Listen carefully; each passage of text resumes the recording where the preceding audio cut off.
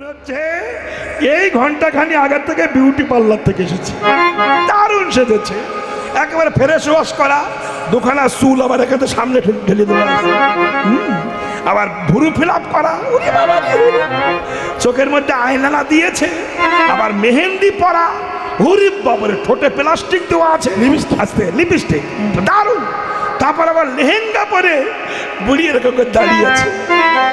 বুড়োর আনন্দ আর ধরে না, বাবা এ কি যন্ত্র তুমি দিলি আমার, কিন্তু বুড়োর কিন্তু তার বুড়ি ছুরি হলে কি হবে, বুড়োর তার। এখন ব্যাস এই সময় মুসলমান এক নবাব ঘোড়ার পিঠে উঠে যাচ্ছিল, দেখুন দিলেও নেয় না ভগবান, এর প্রমাণটা দেখুন।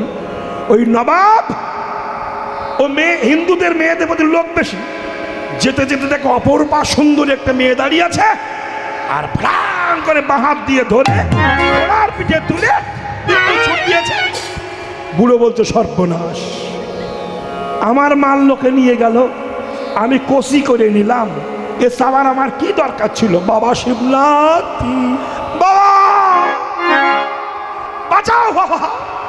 বুড়ো তখন চিন্তা করলো, আমি ডুব মেরে চেয়েছি সুন্দরী হোক, আমার ছেলে তো এখনো বাকি আছে।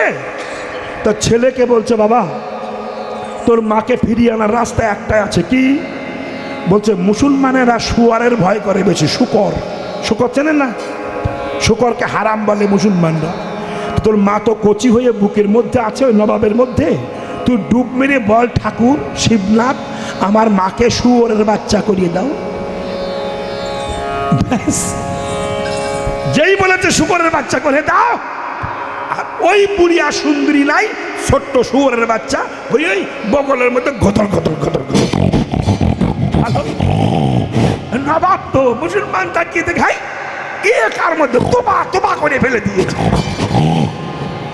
এখন বুড়োর চাওয়া শেষ, তাই তো, ছেলের চাওয়া শেষ, এবার বুড়ি বাকি আছে।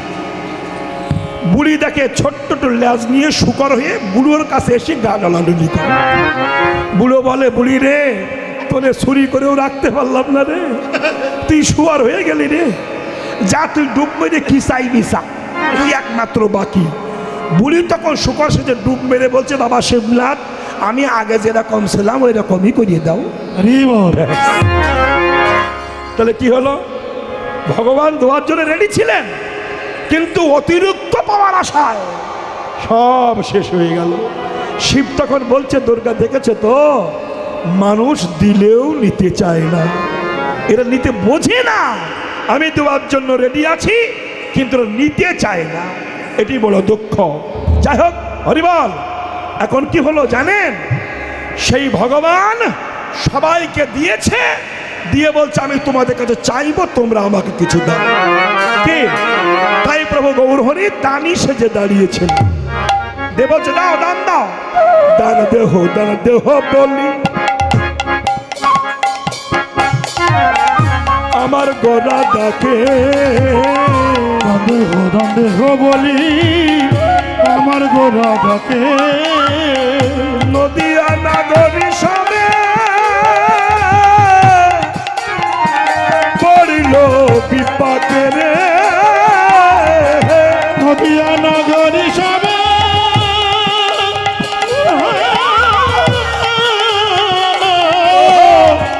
পড়িল বিপাকে, নদিয়া নাগরী সবে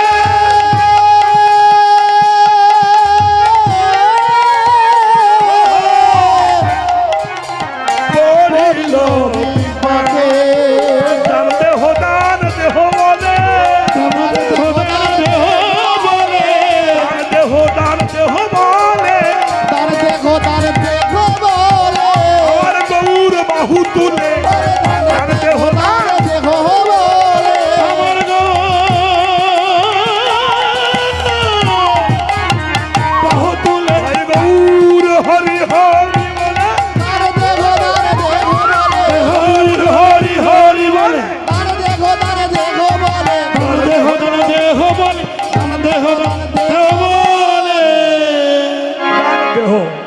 বলছেন দান দেহ।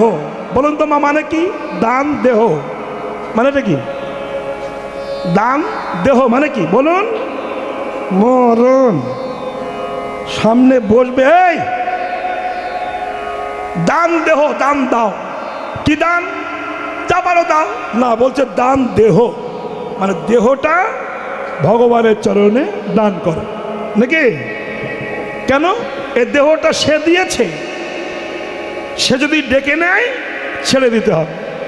আমরা ভাড়া ঘরে বাস করি, বারবার ভাবতে হবে, যতই ডিজাইন করি আর যাতেই সবসময় ভাবতে হবে ভাড়া ঘরে বাস করি। মালিক যদি বলে ঘর ছেড়ে দাও, লিমিটেড টাইমের মধ্যে ঘর ছাড়তে হবে, কেউ থাকতে পারবেন না।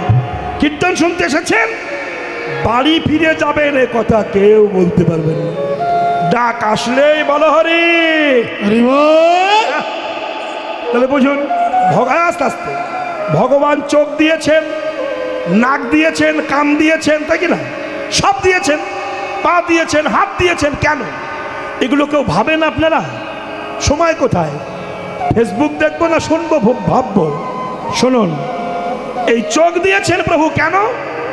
যদি চোখ তিনি না দিতেন, আপনি কি করে ফেসবুক দেখতেন, সিরিয়াল দেখতেন বলুন দেখিনি? যদি ভুরু না দিতেন, তা ভুরু ফিল আপ করতেন কি করে? সব দিয়েছে সে, তো তার দেওয়া জিনিস তো। যদি ঠোঁট না দিতেন, আপনি কোন জায়গায় প্লাস্টিক মাখাতেন? লিপস্টিক, লিপস্টিক বলুন। যদি না নখ দিতেন, আপনি নেল পালিশ পরতেন কোথায়? এগুলো খুব ডিপলি ভাবতে হবে। কিন্তু আমি হয়তো হাসিয়ে কথাগুলো বলছি, ভালো করে ভাববেন। যদি মাথার চুল না দিত, আপনি এই চুলটাকে, এখন প্রসাদ কেউ দেবে না, আসরটা নষ্ট হবে বাবা, বোঝো না? একটা দল যখন নামবে আর একটা দল উঠবে, তখন প্রসাদ দেবে। এখন তুমি প্রসাদ দেবে, আমার দাও করবে, আমার আসরটাই নষ্ট হয়ে আমারে খাবে। কি মা রাগ করলে নাকি? প্রসাদ তোমাদের জন্য তৈরি করা, তোমাদের দেবে। তবে একটা দল উঠবে, একটা নামবে, এই মুহূর্তে সবাইকে প্রসাদ দেওয়া হবে। তাহলে আসরের কোনো ক্ষতি হলো না, আমারও হলো না। আর একটা কথা বলে শুনুন, যখন হরিনাম কান দিয়ে শুনবেন, মুখে কিছু খাবেন না, কিন্তু অপরাধ হয়। আপনি নামকে, এই নামকে অপরাধ হয়ে যাবে, আপনার নামকে অপমান করা হবে। তাইতে বলবো, অনেক তো খেয়েছি, খাবো খাবো, খেয়ে খেয়ে তো সালা গ্যাস্ট্রিক বানিয়ে ফেলেছি, হজম হচ্ছে না, তাও খাবো খাবো খাবো খাবো খাবো খেয়ে যাচ্ছে। না, খাবো, সময়ে খাবো নাকি? রাগ করলেন না তো? বেশ, আপনারাও খাবেন, আমিও খাবো, প্রসাদ সবাইয়ের জন্যে। আর যে বাবা তুমি দিচ্ছ, রাগ টাগ করো না, বসো। আমি আর খুব বেশিক্ষণ গাইব না, ছেড়ে দেবো, তারপর প্রসাদ খেয়ে বিদায় নেব। এইবার শোনো মায়েরা, কি বলছিলাম? সম্পূর্ণ দিয়েছেন তিনি, আর তা কি করলাম? এই চোখ দিয়েছে ভগবানকে দেখার জন্য, কান দিয়েছে হরিনাম শোনার জন্য, মুখ দিয়েছে হরিকথা বলবার জন্য, হাত দিয়েছে বৈষ্ণবের পদধূলি নেওয়ার জন্য, পা দিয়েছে তীর্থক্ষেত্রে যাওয়ার জন্য, পেট দিয়েছে প্রসাদ পান করে হজম করার জন্য, মাথা দিয়েছে বৈষ্ণবের চরণে মাথা নত করার জন্য। কিন্তু সম্পূর্ণ বিপরীত হয়ে গেল। এখন মনে হচ্ছে চোখ দিয়েছে সিরিয়াল দেখার জন্য, কান দিকে দিয়েছে মোবাইলের পিছনে জ্যাক গুজে, না কানে বল্টু গুজে দিয়ে চিচিবেড়ি হে মস্তি মস্তি শোনার জন্য। নাক দিয়েছে কেন? নাক দিয়েছে ভগবানের অষ্টপদ্মের গন্ধ আস্বাদন করার জন্য। আর হাত দিয়েছে বৈষ্ণবের ধুলি নেওয়ার জন্য। সেই হাত দিয়ে মদের বোতল ধরছি, টাকা গুনছি, সব বিপরীত হয়ে গেছে। তাই ভগবান বলছে, ও দেহটা আমার দেহ, আমাকে দান করে দাও, দান করো, দান, দেহ দান, দেহ দান, দেহ দান, দান দেহ। একটুখানি বলি আপনাদের কাছে, দেহ দান করা ভালো, কিন্তু এমন এমন ব্যক্তিকে দান করবেন না যাতে সর্বনাশ হয়। দান করা ভালো, দানে দুর্গতি খণ্ডায়, আবার দানে দুর্গতি আসে নাকি? এই দেহটা দান করতে হবে সঠিক জায়গায়, ভালো পাত্রে। আপনি ফেসবুকে কারোর সঙ্গে গোপনে প্রেম করলেন, দেহটা দান করলেন, 3 বছর শুধু প্রেম করেই যাচ্ছেন।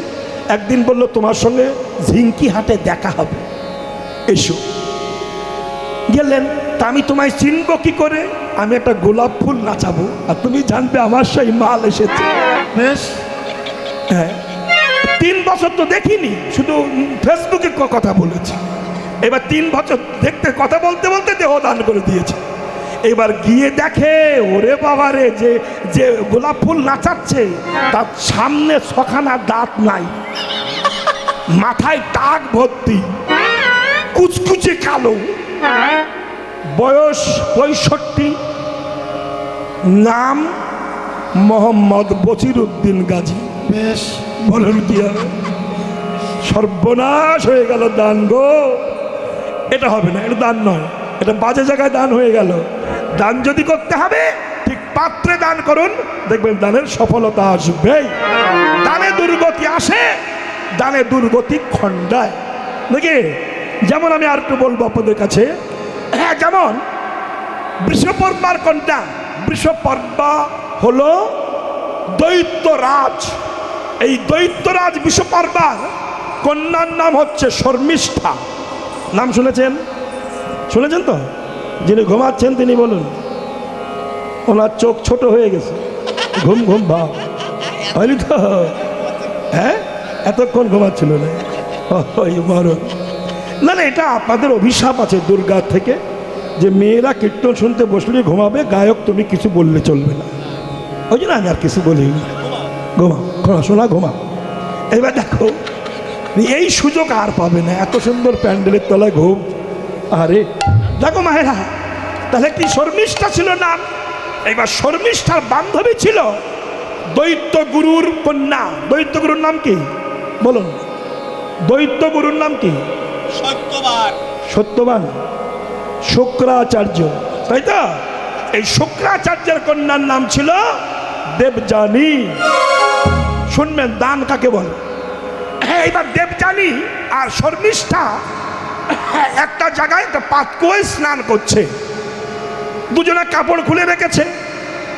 এবার হুড়হুড়ি করে চান করে উঠে দেবযানীর কাপড়টা শর্মিষ্ঠা পরেছে আর শর্মিষ্ঠার কাপড়টা দেবযানী পরেছে।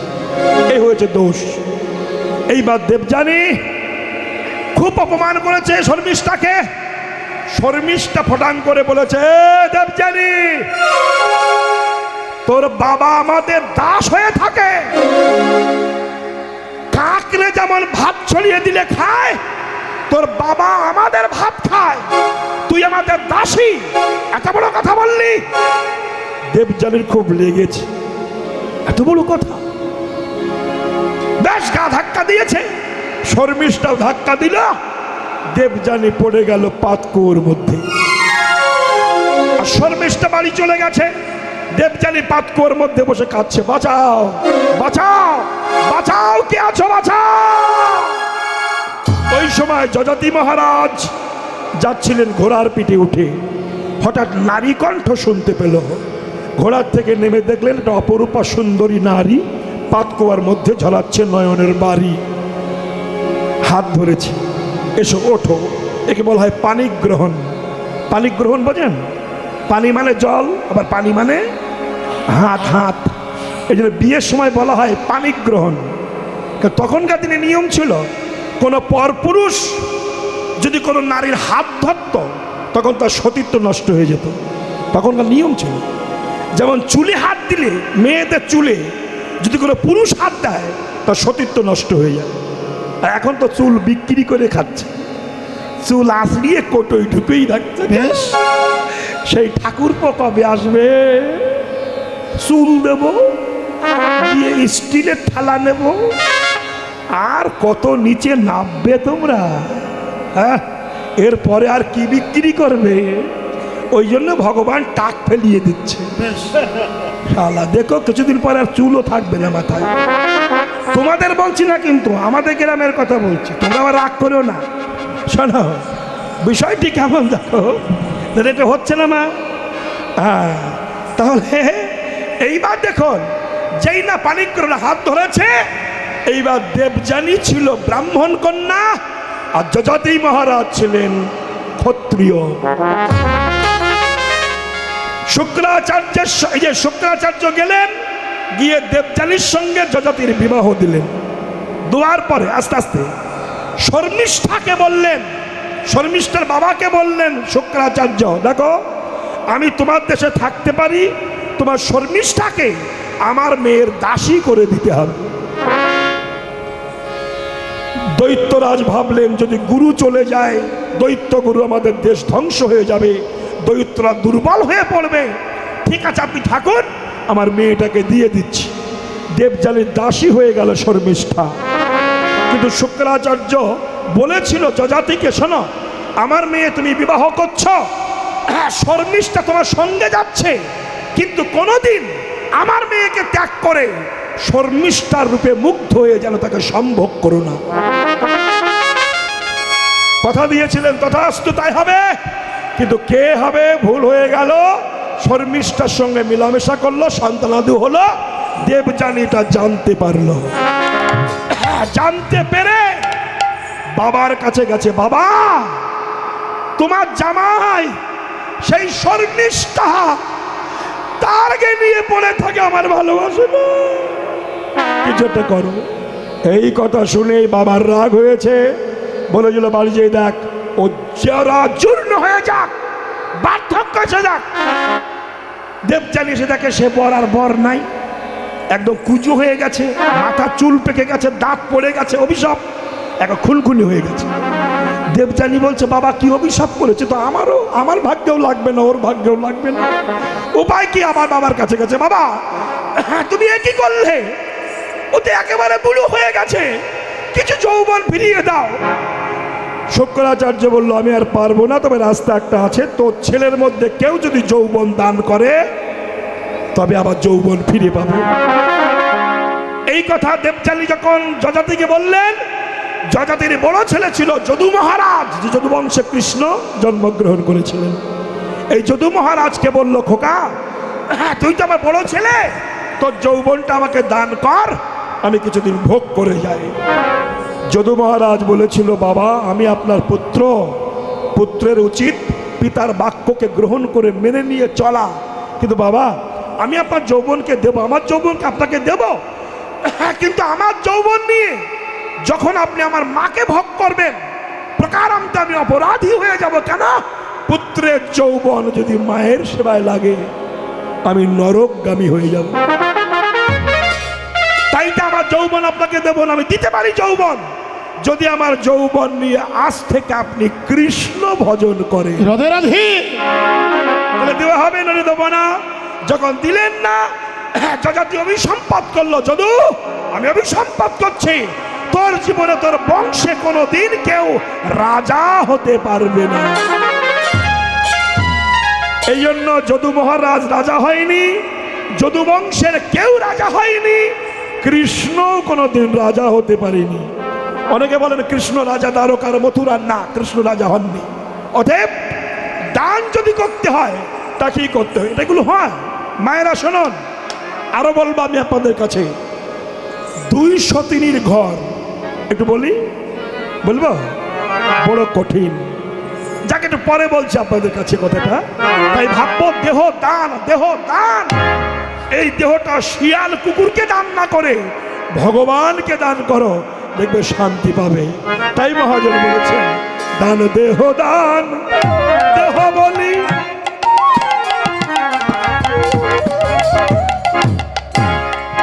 আমার গোরা ডাকে,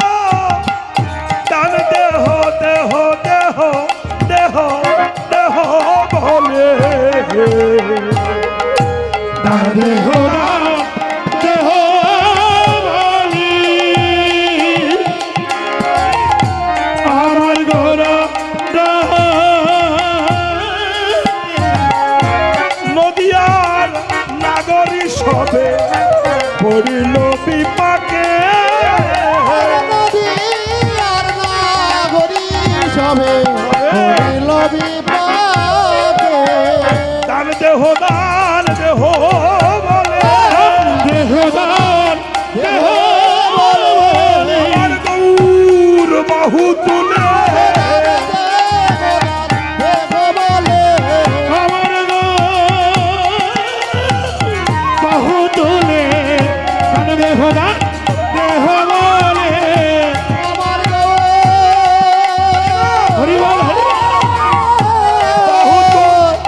বাহু তুলে গৌর হরি হরি বলে আমার গৌরী বাহু তুলে হরি হরি হরি বল আমার গৌরী বাহু তুলে কান দেহ দান দেহ বলে আপনারা যারা কীর্তন শুনতে এসছেন আসতে যাদের বাড়ি কেউ নাই তো বাড়িতে তালা মেরে এসেছেন তো হ্যাঁ তালা এ কি জ্বালা বোঝে না কিছু নাকি তালা মেরে এসেছেন তো চাবি কোথায় ঘাটিতে কাছে চাবি বাড়ি রেখেছেন তো শুনুন মন রাখবেন খেয়াল করবেন তত্ত্বটা কি বলুন তো বলছেন জগতে এই কথাগুলো আমি রাধাপদ ঘোষ একটু কথা একটু হাসিয়ে গুছিয়ে বললি কেন জানেন মানুষ এত ব্যস্ত এরা পায়খানা যাবে তা ব্যস্ত টয়লেটে যাবে তাও ব্যস্ত ডাক্তারখানায় ব্যস্ত মুদিখানার দোকানে ব্যস্ত খাওয়ায় ব্যস্ত। গাড়ির লাইনে ব্যস্ত খাওয়ার লাইনে ব্যস্ত বিয়ে করার লাইনে ব্যস্ত এই ব্যস্ত লোককে 3-4 ঘন্টা বসিয়ে রাখতে গেলে একটু রস মাখিয়ে না বললে বসিয়ে রাখা যাবে না তা রস মাখিয়ে বললেও প্রত্যেকটা কথার মধ্যে তত্ত্ব খুঁজে পাবে এমন তত্ত্ব আমি বলবো না যাতে হিন্দু ধর্মের ক্ষতি হবে বিচার করবে এখন অনেক কীর্তনিয়া পৃথিবীতে এসেছেন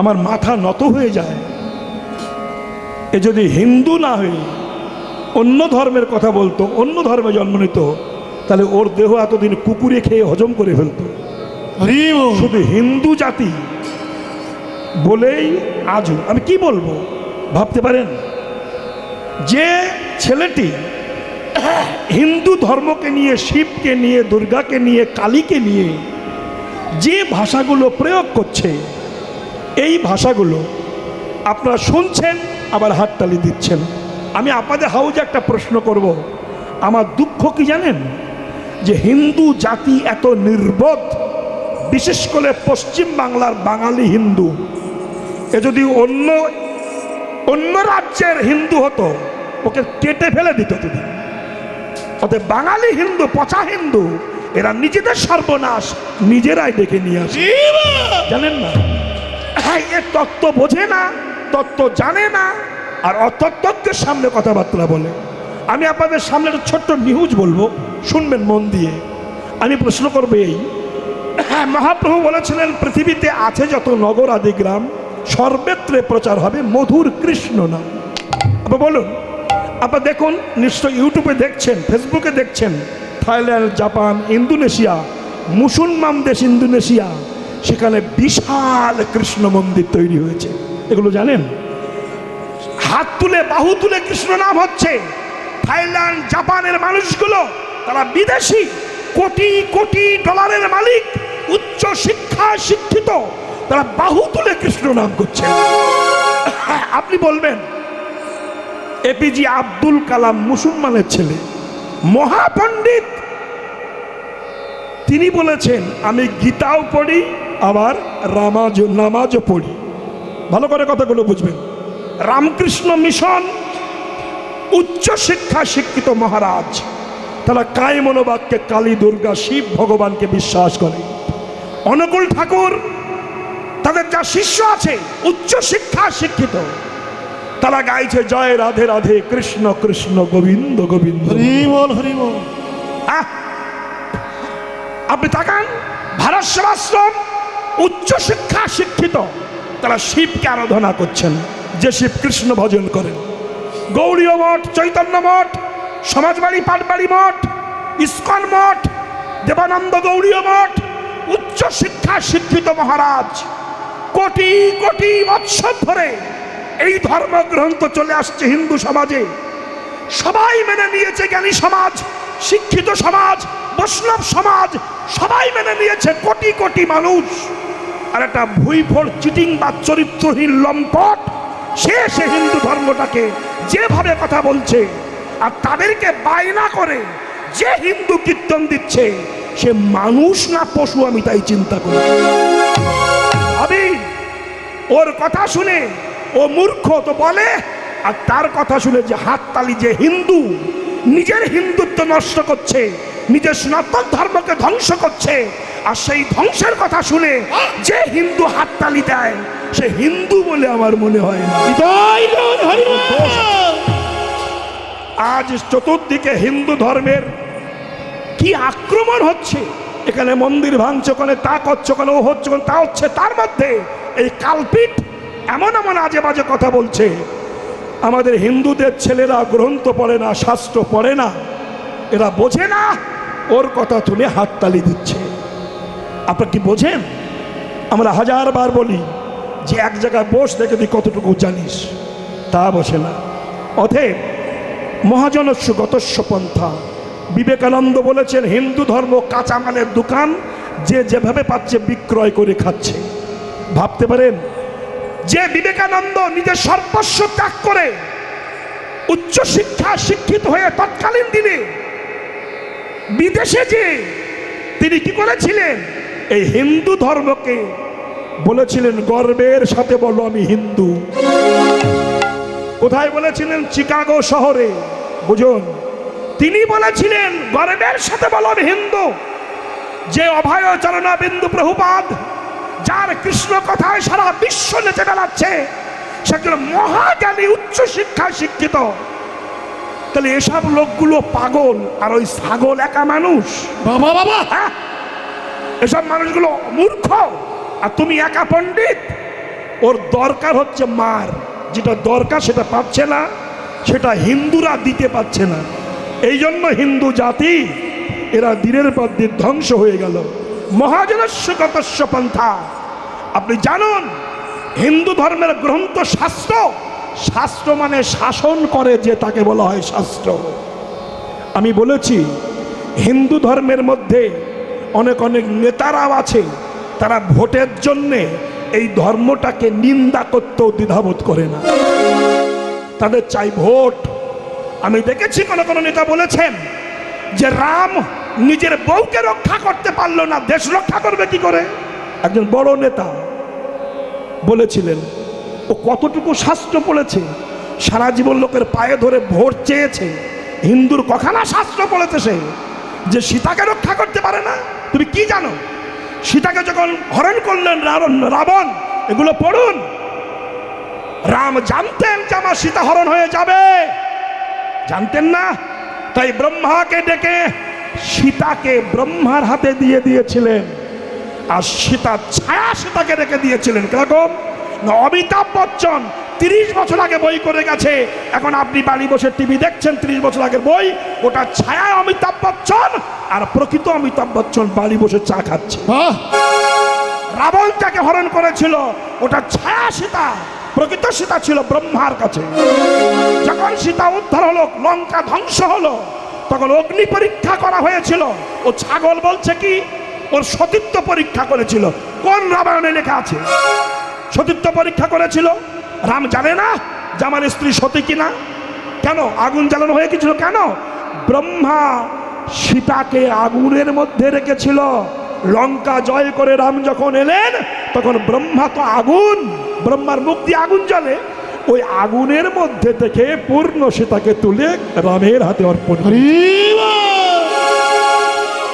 এগুলো ওরা বোঝে না, পড়ে না। এইবার আমি আপনাদের নিউজ দিয়ে যাই, শুনুন। ও যা গ্রন্থ পড়ে সে বইগুলো কি এবার আপনাদের দিচ্ছি, শুনুন, মন করে শুনবেন।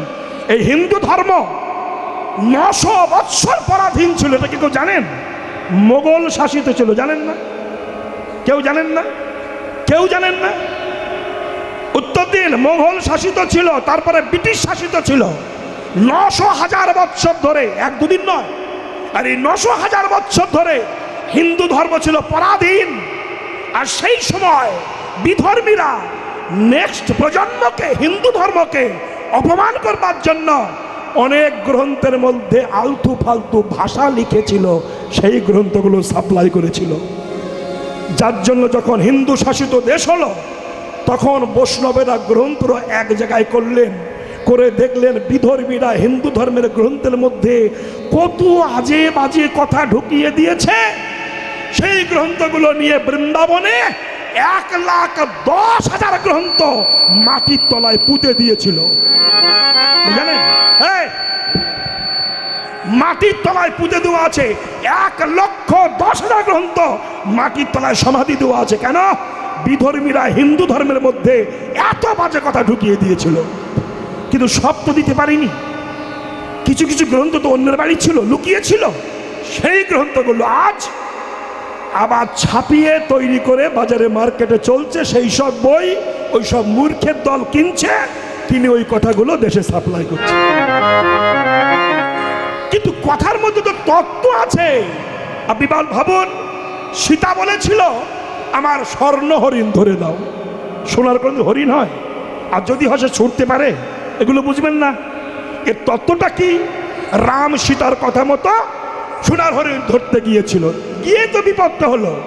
রাম বললে, হে জগতের জীব, আমি যেমন আমার বইয়ের অন্যায্য কথাকে প্রামাণ্য দিয়ে একটা স্বর্ণ হরিণের পিছনে ছুটলাম, বউ সোনার হরিণ চেয়েছে, তাই বউয়ের কথা রক্ষা করতে যে বইয়ের মন জয় করার জন্যে, বইয়ের অন্যায্য কথাকে মানবার জন্য যে আমার যেমন সর্বনাশ হলো, তোমরা যেন মানুষগুলো জন্মগ্রহণ করে নিজের বইয়ের অন্যায্য কথাকে মানার জন্য যদি তুমি ছুটে যাও, আমার মতো বিপদ তোমার ভাগ্য হবে। তাহলে গণ্ডিটা কি? লক্ষণের গণ্ডিটা কি? গণ্ডিটা মানে কি? লক্ষণ হচ্ছে গুরুজন। এই মেয়েদের একটা গণ্ডি আছে, সেটা গুরুজনরা দিয়েছে। লক্ষণ মানে লক্ষ্য, লক্ষ্য ভ্রষ্ট হলে এই মেয়েরা বিপদে পড়বে। আপনি যতই শিক্ষিত হন, অশিক্ষিত হন, আপনি একা মেয়ে ছেলে অন্য জায়গায় যাবেন, ফোন করে বলছে আপনাকে চাকরি দেবো, 50,000 টাকা মাইনে, আপনি অমুক জায়গায় আসবেন, একা আসবেন, কাউকে আনবেন না, 3 তলায় লিফটে উঠবেন, আমার ঘরে আসবেন। আপনি কি করলেন? কাউকে জানালেন না, গণ্ডি অতিক্রম করলেন। গুরুজনকে বললেন না, গণ্ডি অতিক্রম করলেন। যখন আপনি তার কথা মতো সেখানে গেলেন, আপনার সতীত্ব নষ্ট হলো। লক্ষণের গণ্ডি মানেননি বলেই আজ আপনার সর্বনাশটা হয়েছে। এগুলো তত্ত্ব কথা, এই হচ্ছে তত্ত্ব, এগুলো বুঝুন। আর এইগুলোকে উল্টো পাল্টা ব্যাখ্যা করে ওই শয়তান আজে বাজে কথা বলছে। আমি তাই বলবো, বাবা, আপনাদের চরণে আমার নিবেদন রইল। আমি আর কদিন থাকবো জানি না, তবে দয়া করে এই সনাতন ধর্ম সারা বিশ্বের মাঝে ছড়িয়ে গেছে। আর সেই সনাতন ধর্মকে নিয়ে যেভাবে অসভ্যতা চলছে, এখনও যদি আপনারা গর্জে না ওঠেন, আপনারা নিজেরাই অস্তিত্ব খুঁজে পাবেন না। কেন? বিধর্মীরা ওর মুখে শুনে আপনাদের 4 দোকানে বলবে, তোদের কীর্তনিয়াই তো বলে গেল এই কথা, উত্তর খুঁজে পাবেন না। অতএব প্রোটেস্ট করুন, মহাজনগতস্য পন্থা, দেহদান দেহদান। ফিরে এলাম আবার সেই জায়গায়। বলছেন দান দেহ, তাই বলছে দেহটা দান করো। কিরকম না? দেহ দান করলে তোমার চিন্তা থাকবে না। আমি একটু বলি মা, জানেন, আস্তে আস্তে আস্তে, মেয়েরা কথা নয়, 4 জন বন্ধু যুক্তি করেছে আমরা একটু আমেরিকায় যাব। কোথায় যাবো বললাম?